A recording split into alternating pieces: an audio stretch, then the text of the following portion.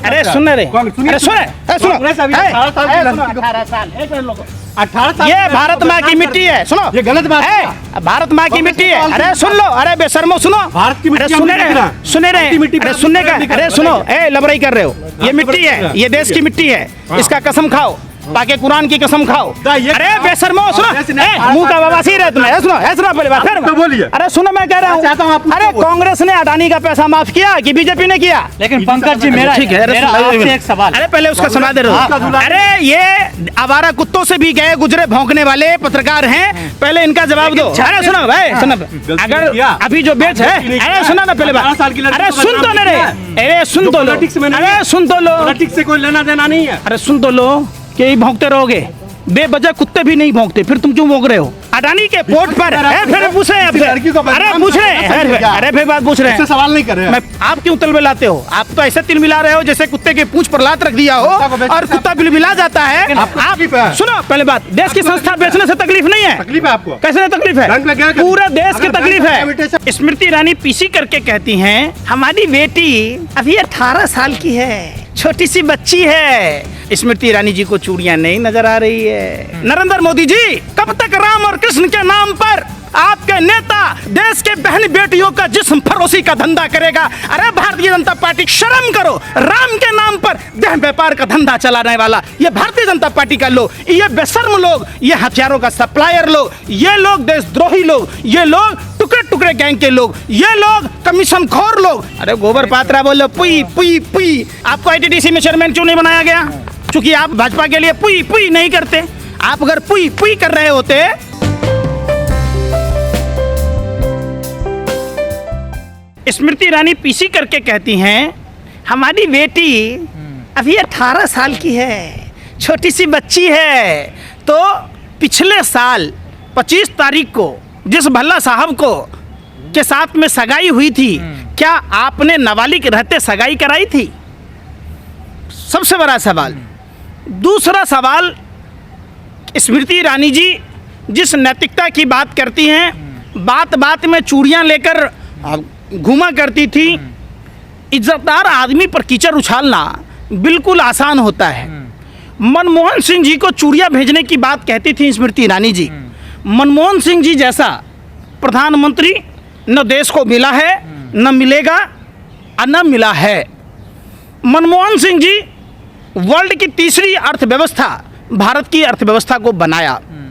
आज भारत की अर्थव्यवस्था नाइजीरिया से भी गया गुजरा है।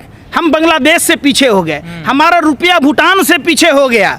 स्मृति ईरानी जी को चूड़ियां नहीं नजर आ रही है। अब ये चूड़ियों की जरूरत स्मृति ईरानी जी आपको है या देश के प्रधानमंत्री नरेंद्र मोदी को है? यह सवाल है सबसे बड़ा बात। आपने देखा होगा, अभी बुंदेलखंड की सड़क की बात हो रही थी। बुंदेलखंड की सड़क 15,000 करोड़ रुपए की लागत से बना हुआ, वो ध्वस्त हो गया। बिहार में आपने देखा होगा, हवा के झोंके में ध्वस्त हो गया।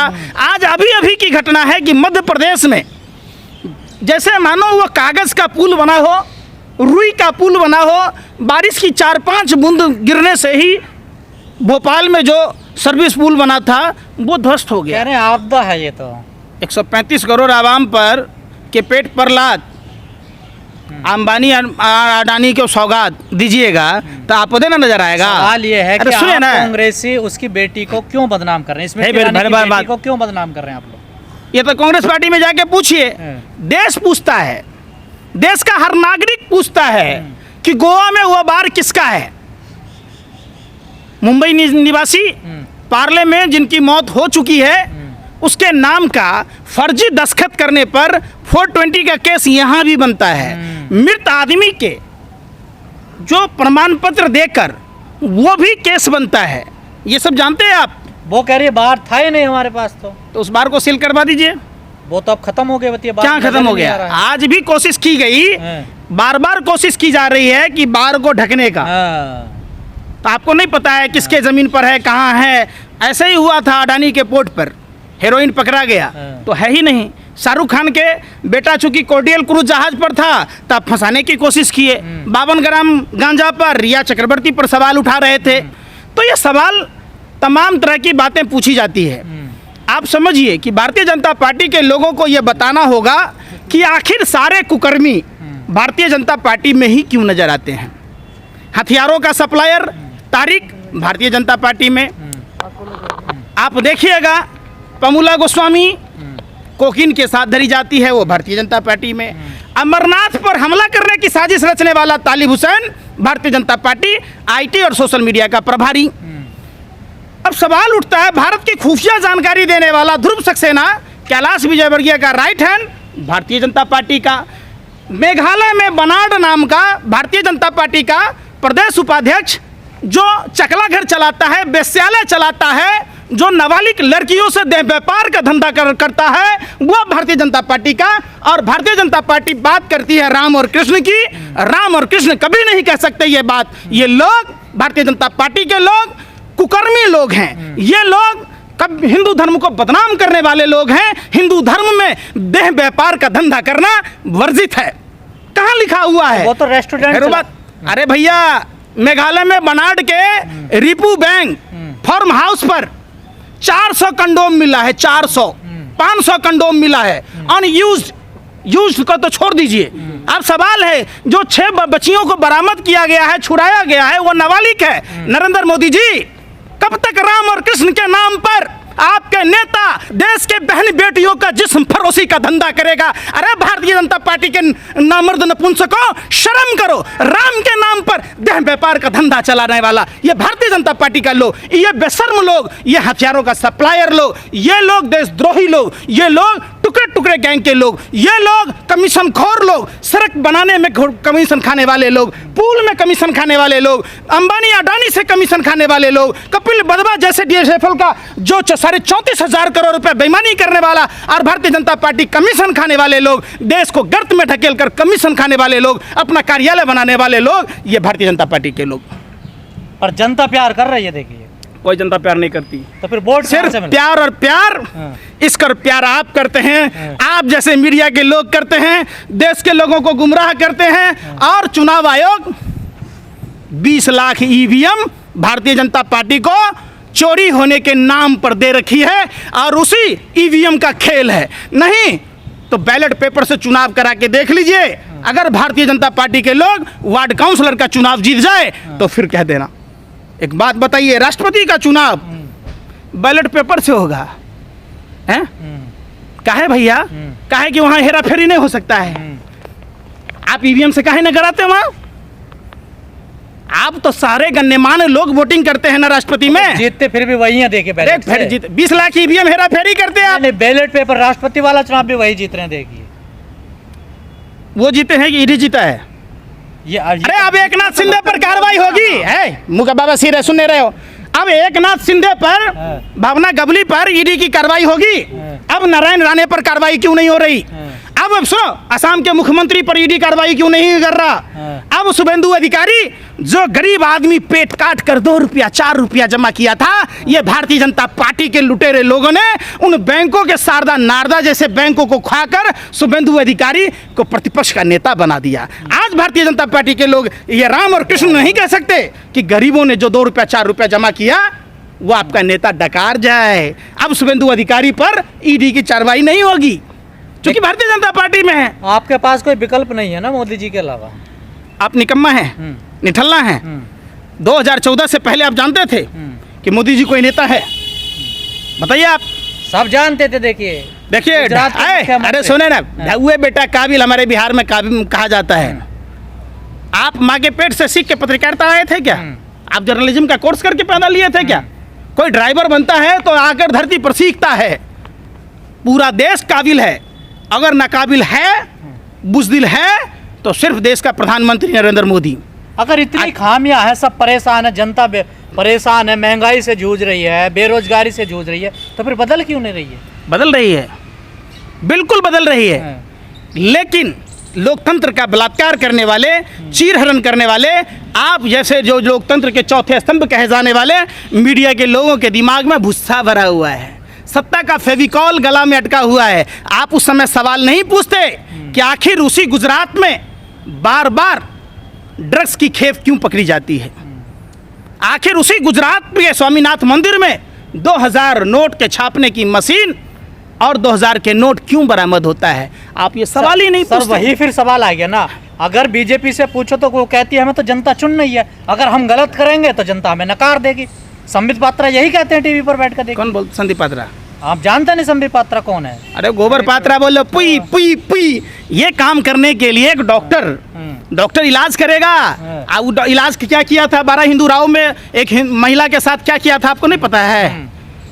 आप आखिर देखिए बताइए, वो लुटेरे लोग हैं, आखिर उनको आईटीडीसी का चेयरमैन क्यों बनाया गया? कौन सा मेहनत कर रहा है वहाँ? अरे मैं पूछता हूँ यार, फिर वही बात। सोचने वाली बात क्या है? आपको आईटीडीसी में चेयरमैन क्यों नहीं बनाया गया? क्योंकि आप भारत की भाजपा के लिए पुई पुई नहीं करते। आप अगर पुई पुई कर रहे होते, आप भी राष्ट्रीय जोकर होते, तो आपको भी आईटीडीसी में चेयरमैन बनाया जाता, आपको भी ओएनजीसी में डायरेक्टर बनाया जाता। यही तो क्वालिटी है ना। किसी न किसी को तो बनाते ही। किसको बनाइएगा? किसी न किसी को हर बहे से खर है। सुनो, आपको बना दे ना आपके घर वालों को बना दे। आज अरे सुनने रहे बीजेपी का। लुब सुनो, लग रहा है काफी अरे सुन तो लो। हुई है। हर बहे से खर खाए, बैठल बकरी अचार खाए। जितना पैसा अडानी का माफ कर दिया गया, आप बताओ, उतने पैसे से किसान के लिए इनके पास पैसा नहीं, मजदूरों को घर भेजने के लिए पैसा नहीं, छात्र नौजवानों के लिए पैसा नहीं, सेना के जवानों के लिए इनके पास पैसा नहीं, देश के किसी भी स्वास्थ्य सेवा के लिए पैसा नहीं, शिक्षा के लिए पैसा नहीं, सिर्फ अडानी के लिए पैसा है। अरे सुन रहे, अरे सुनो, 18 साल, एक मिनट लोगों, 18 साल ये भारत माँ की मिट्टी है। सुनो, ये गलत बात है। भारत माँ की मिट्टी है। अरे सुन लो, अरे बेशर्मो सुनो, भारत की मिट्टी अरे हम सुने नहीं रहे, रहे। सुने रहे, भारत की मिट्टी अरे पर सुनने का, हम नहीं अरे कर सुनो, रहे। लबराई कर रहे हो। ये मिट्टी है, ये देश की मिट्टी है, इसका कसम खाओ, पाके कुरान की कसम खाओ। क्या आप बताओ कि अडानी को जितने पैसे माफ कर दिए गए, सिर्फ अडानी को, उतने पैसे अगर देश में दे दिए जाते तो देश में ये बेरोजगारी होती क्या? महंगाई होता क्या? लोगों के पास पैसे होते, मार्केट का सर्कुलेशन होता। मुद्दे पे आइए ना। फिर आप मुद्दा नहीं है ये। मुद्दा ये, अरे बेशर्मो कांग्रेस सुनो, ने मुंह का बवासीर है तुम्हें। सुनो पहले बात, फिर तो बोलिए। अरे सुनो, मैं कह रहा मैं चाहता हूं आप हूँ, अरे कांग्रेस ने अडानी का पैसा माफ किया कि बीजेपी ने किया? आप जो बीजेपी की भाषा बोलते, जो किया है वो ईडी कार्रवाई कर रही है। लेकिन पंकज जी, मेरा ठीक है, मेरा आपसे एक सवाल। अरे पहले उसका सुना दे रहे हो। अरे ये आवारा कुत्तों से भी गए गुजरे भौंकने वाले पत्रकार हैं, पहले इनका जवाब दो। अरे सुनो भाई, सुनो एक मिनट, सुनो ना पहले। हाँ बोलिए बोलिए। नारायण राणे के यहाँ ईडी जा रहा था। नारायण राणे कौन सा मंत्री है भैया? उसके यहाँ ईडी अब क्यों नहीं जाती? आसाम के मुख्यमंत्री के यहाँ ईडी क्यों नहीं जाती? अब आप बताओ, शुभेंदु अधिकारी के यहाँ ईडी क्यों नहीं जाती? येदियुरप्पा के यहाँ ईडी क्यों नहीं जाती? रमन सिंह के बेटा और दामाद के यहाँ ईडी क्यों नहीं जाती? ईडी क्यों नहीं जाती है भावना गवली के यहाँ, लेकिन एक नाथ शिंदे के यहाँ? सारे सवाल अरे बीजेपी फिर से बात, क्यों? कांग्रेस से क्यों नहीं? सरकार में कौन है? कौन है सरकार में? अरे ईडी, अरे फिर बात नहीं थी, गलती अगर नहीं किया। अभी जो बेच है, अरे सुना ना पहले बात, अरे सुन तो ले रहे, अरे सुन तो लो, अरे सुन तो लो, पॉलिटिक्स से कोई लेना देना नहीं है। अरे सुन तो लो कि ये भौंकते रहोगे, बेवजह कुत्ते भी नहीं भौंकते, फिर तुम क्यों भौंक रहे हो?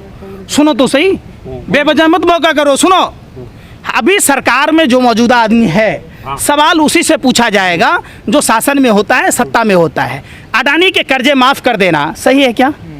अडानी के पोर्ट पर फिर पूछ रहे हैं, अरे पूछ रहे हैं, अरे फिर बात पूछ रहे हैं, सवाल नहीं कर रहे हैं। मैं पूछ रहा हूँ पहले बात, अडानी के जितने पैसे माफ कर दिए गए, अगर उन पैसों को देश की आवाम को माफ कर दिया जाता, ये अच्छा था या सिर्फ अडानी के माफ कर देना अच्छा है?